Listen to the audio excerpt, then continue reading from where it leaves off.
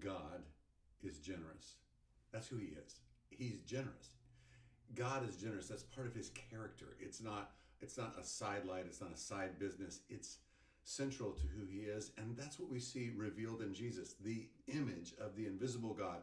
Jesus is the kindness of God with skin on. Jesus is the generosity of God with skin on. That's what we looked at yesterday, that God, is generous, and he is generous with you. As we begin this week, I want to ask that you would get on board with me and just begin to make some confessions of how and who God is and how and who God is to you. Remember, we use this simple prayer in terms of just confessing this every day. And I want to ask that you would join me in this and join me slowly in this.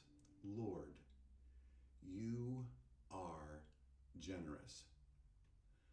You are generous with me. I want to live in the fullness of your love, grace, and generosity all day long. No breaks.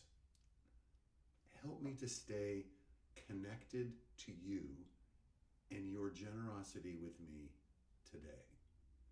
I want to ask that you would just take that prayer, that simple prayer. It's a confession of, Lord, this is who you are. And this is something that we start to train our souls in, that we train our souls to put our finger on the pulse of God, on who God is, that we, as we start to do that, our lives, our minds, our thoughts, our feelings begin to come into alignment.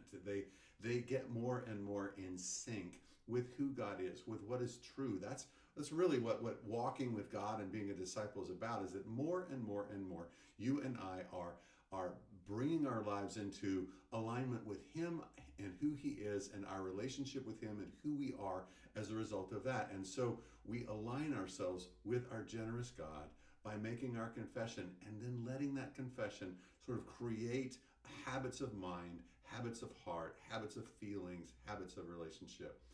God is generous with you.